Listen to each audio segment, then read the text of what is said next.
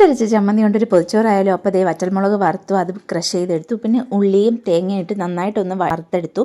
അതിലേക്ക് പുളിയും കറിവേപ്പിലയും ഉപ്പും ഒക്കെ ആഡ് ചെയ്ത് നന്നായിട്ട് അടിച്ചതേ നമ്മൾ ചുട്ടരച്ച ചമ്മന്തി, ഒരു സ്പെഷ്യൽ ചമ്മന്തി റെഡിയായി. പിന്നെ പയർ മെഴുക്ക് പുരട്ടി, മീൻ പൊരിച്ചത്, മീൻ കറി, പിന്നെ മുട്ട മസ്റ്റാണല്ലോ. അപ്പോൾ അതൊക്കെ ആയിട്ട് ഇതേ അമ്മ പൊതിച്ചോറ് കിട്ടുകയാണ് കേട്ടോ. നമുക്ക് എല്ലാവർക്കും കൂടിയാണ് പൊതിച്ചോറ് കിട്ടുന്നത്. അപ്പോട്ടിന് ഇങ്ങനെ ഈഗർലി വെയിറ്റിംഗ് ആണ്. അന്ന് അവൻ സ്കൂളിൽ കൊണ്ടുപോയെങ്കിലും അത് മെഡിക്കൽ കോളേജിൽ കൊടുക്കാൻ വേണ്ടിയിട്ടാണല്ലോ, അവന് കഴിക്കാൻ പറ്റിയില്ല. അപ്പോൾ അത് എല്ലാവരും പൊതിച്ചോറ് റെഡിയായി. അപ്പോൾ ഉച്ചയ്ക്ക് ഇത് ഇങ്ങനെ പൊതിച്ചോറ് തുറക്കുമ്പം ആ വാട്ടിയ ഇലയിൽ ഇതെല്ലാം ഇത്രയും നേരം ഇരുന്നതിൻ്റെ ഒരു മണം ഉണ്ടല്ലോ, പറഞ്ഞറിയിക്കാൻ പറ്റില്ല. വായിൽ കപ്പൽ ഓടിക്കാനുള്ള വെള്ളം ഉണ്ടാവും. അപ്പോൾ അതേ ഞാൻ കഴിച്ചു തുടങ്ങി കേട്ടോ. അടിപൊളി ടേസ്റ്റ് ആയിരുന്നു. ഒരു തട്ടിക്കൂട്ട് പൊതിച്ചോറാണെങ്കിലും നന്നായിട്ട് നമുക്ക് ആ ഒരു ഇലയുടെ വാട്ടിയ ഇലയുടെ മണം വെച്ച് തന്നെ ആ പൊതിച്ചോറ് കംപ്ലീറ്റ് കഴിക്കാൻ പറ്റും കേട്ടോ. അപ്പോൾ ആദ്യമായിട്ടാണ് പൊതിച്ചോറ് കഴിക്കുന്നത്. അതിൻ്റെ ഒരു എക്സൈറ്റ്മെൻറ്റ് ഉണ്ട് കേട്ടോ. അവന് പിന്നെ എന്ത് കിട്ടിയാലും ഉഗ്രനാണല്ലോ. ഇത് എൻ്റെ ഇല കാലിയായി. അപ്പോൾ ചേട്ടാ ബൈ ബൈ.